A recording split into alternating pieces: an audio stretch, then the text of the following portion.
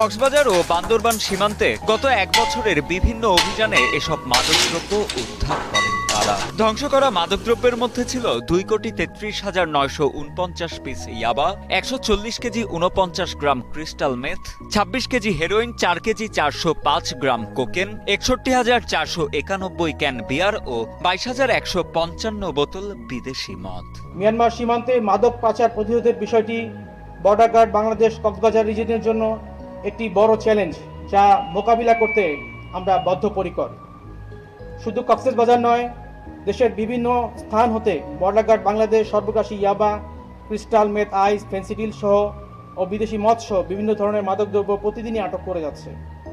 এরই ধারাবাহিকতায় কক্সবাজার রিজিয়নের উদ্যোগে আজকের এই মাদক ধ্বংসকরণ অনুষ্ঠানে প্রধান অতিথি হিসেবে উপস্থিত হয়ে বিজিবির Cox's Bazar region commander brigadier general Mohammad আকসার খান জানান, সীমান্ত সুরক্ষার পাশাপাশি মাদক নির্মূলেও নিরলসভাবে কাজ করছে বিজিবি। মাদক পাচারকারীরা যেন কোনোভাবেই সুযোগ না পায় সে বিষয়ে সবাইকে সজাগ থাকারও আহ্বান জানান এই কর্মকর্তা।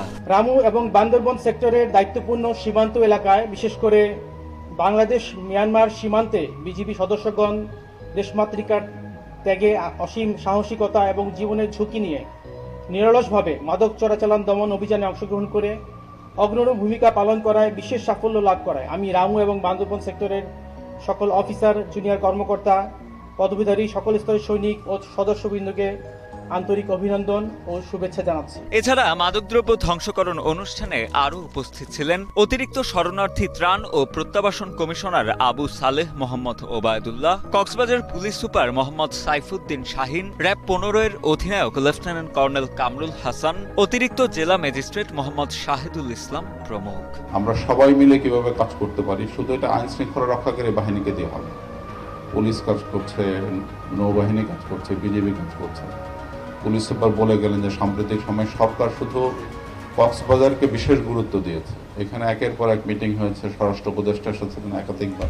আমাদের গত 25 দিনের মধ্যে আমাদের মামলা হয়েছে 207টি, গ্রেপ্তারের সংখ্যা 310, ইয়াবা উদ্ধার হয়েছে 16,24,501, গাঁজা হয়েছে 32 কেজি 209 গ্রাম। এখানে যে অবৈধ মদ যেটা সেটা হলো 1290 লিটার। তো আমরা এখানে মাদক দ্রব্য বন্ধ করার জন্য যে অবৈধ যেখান থেকে যে পাচার হচ্ছে বা বিভিন্ন হয়ে যাচ্ছে, আমরা সবগুলো বাহিনী এখানে একযোগে আমাদের মধ্যে আন্তঃসমন্বয় রেখে আমরা একযোগে কাজ করে যাচ্ছি। আমাদের অলরেডি আমার কাছে যেটুকু মনে হয় মাদক দ্রব্য অনেকটা আমাদের নিয়ন্ত্রণে চলে এসেছে। ইনশাআল্লাহ আমরা যদি সবাই একসাথে কাজ করতে পারি, এটা আরও একটা পজিটিভ একটা ইম্প্যাক্ট করবে।